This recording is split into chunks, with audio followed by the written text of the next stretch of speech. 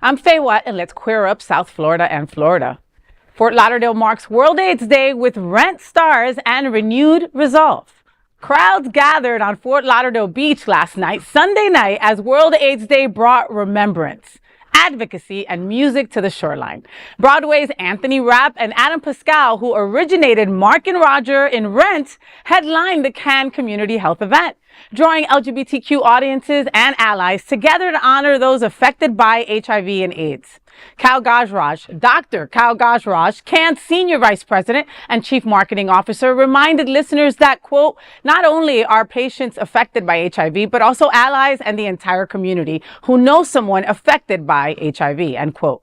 This year's observance came after the Trump administration ended federal recognition of World AIDS Day. Still, Dr. Gajraj urged resilience while attendees reflected on lives lost. And listen, as someone who is obsessed with Rent, I have been obsessed with Rent since I was a kid. It was like a spiritual experience to meet Rapp and Pascal, and for them to be here with all our local artists, opening the doors for them.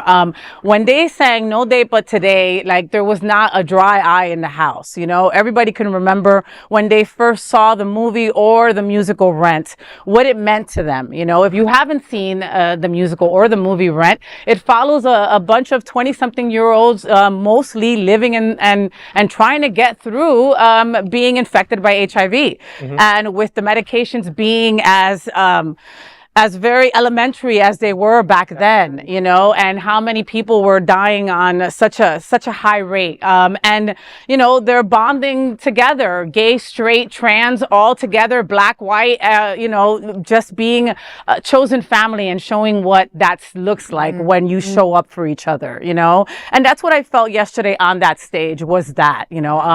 I know that Kal Gajraj, you know, he's also an anchor here at Queer News Tonight. And, you know, this was his baby. He was like, if I can pull this off, I really want to bring this to South Florida. You know, we've got so many musical geeks in LGBTQ community. So many of us like me, like, you know, I would cut school in Jersey and run to Broadway and see off-Broadway shows or Broadway shows. That was my escape as a kid. That was where I saw my queer self was on a stage. You know, it wasn't on TV or it wasn't in my friendship groups, you know. So to see these Rent stars singing these songs, and then they were also singing songs from when they met. So they were singing David Bowie and they were singing other incredible classics that they also did. And they did an extraordinary job. They were super talented. You know, Alexander Zenos, the Gay Men's Chorus of South Florida, also opened up for them. And it was just an incredible evening full of love, resilience, and just a reminder that even though that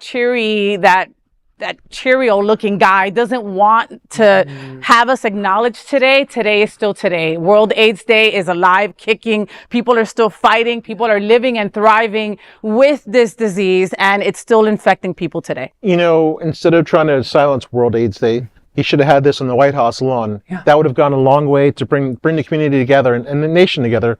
Instead of dividing the nation, he's the leader to bring the nation together, and that would have been nice. Yeah. I'm sorry I missed the show, but it looked wonderful. It was amazing. It did look incredible. But here we are, almost 30 years after the debut of Rent on Broadway, and 40 years since the first World AIDS Day, and there's still no end in sight. I mean, it's just... So by not mentioning it on World AIDS Day... Yeah.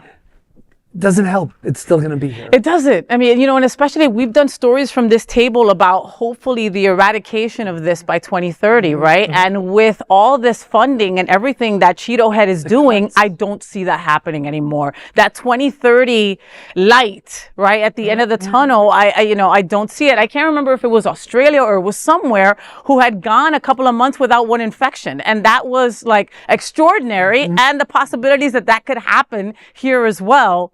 If we were if we stayed on the same trajectory that we were on. Right. But people don't understand it's not just a gay disease or, you know, the gay cancer. You know, it affects everybody in all walks of life. So you're hurting the whole country. Yeah. And women. I mean, one of some of the largest infections. Number one. Rates are women. Yeah. Number one is women, especially black and brown women in Miami. Okay. That is number one in infections in the whole country, folks, you know? So, I mean, it saddens me when I speak to women and they don't know that they could take PrEP, you know? I mean, get educated, go to a local organization and find out for yourself if maybe something that maybe you should be taking, maybe you shouldn't, who knows? But at least get educated on it and see what to do. Protect yourself. Protect yourself and know your status for sure.